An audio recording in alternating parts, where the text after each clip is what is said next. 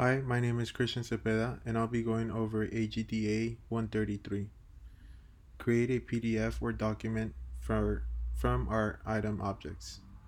So the user story is, as a user, I would like the application to auto-generate a PDF once I submit a new item so that I can download it and send it to someone for review or approval. Some of the acceptance criteria were use users' input to create and auto-generate a PDF from the Create Item tab. Store the PDF on the backend service so I can later retrieve it and view it, and have the PDF be formatted so it can display the information properly. I'll go ahead now and show you the code. So this item type C is the Create New Item tab on the application, and here the state of the application should be the title, some of the metadata for an item. Um, So I'll go ahead and show you that on the website as an example.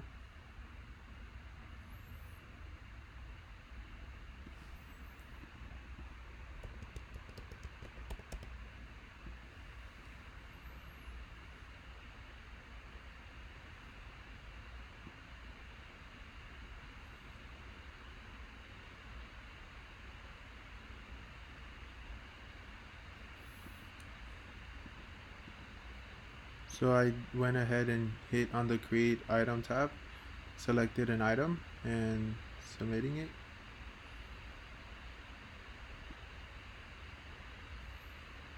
So some of the information for procurement under ITB.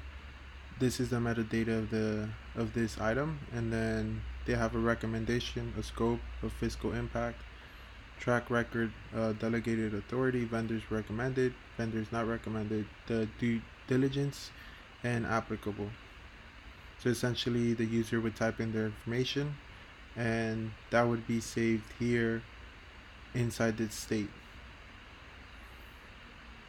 So then once they type their information, we're doing this API call to the item create.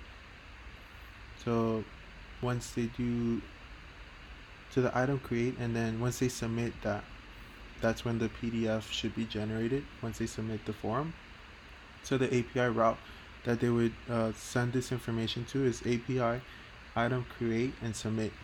So under this item in the routes, we could see that the API was create and submit, and the function that it's calling is in the item controller folder, and the name of it is the item new post. So if I were to go to the item controller and the item new post, it would based on the data that we sent from the request, we're inserting all that information into the database. Once it's inserted into the database on this on then it would do some of this stuff right here, and here's where we create the PDF. So essentially the PDF is created only after the information has been successfully inserted into the database. So once we call this function of create PDF, we're sending the same information that the user sent from the front end to the back end under this rec. So if we go down to the create PDF function, we're accepting the rec as a parameter, which again holds all the input field that the user type. So here with this object.keys, I'm getting all the essentially these fields, which would be recommendation, scope, fiscal impact, etc. So I'm getting them and I'm saving that into keys. Essentially the reason why I'm doing this is because it's being passed as a JSON, so I'm just getting the key pair of that and saving it to keys. We use PDF kit as our PDF creation, so I'm importing it in here at the top level of this item controller.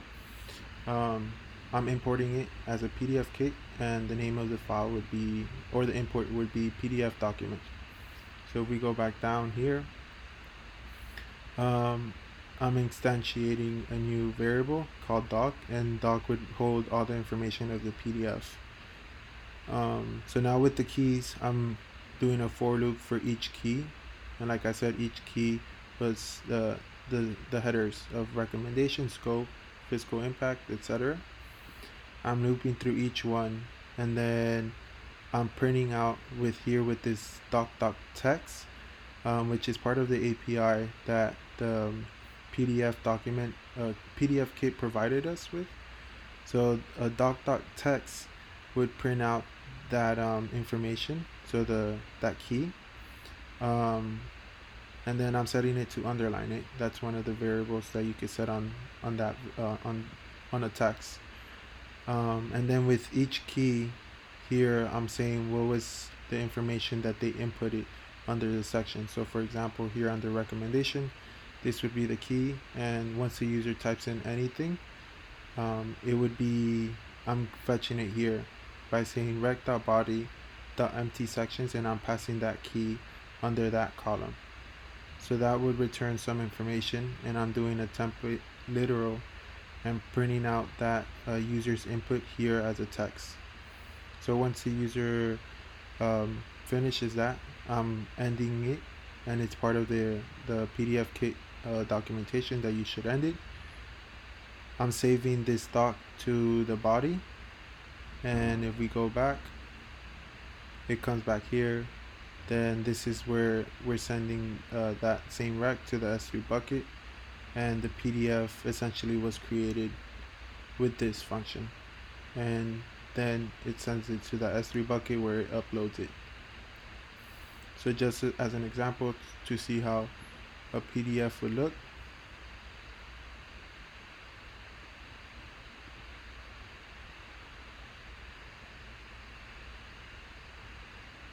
would be like this.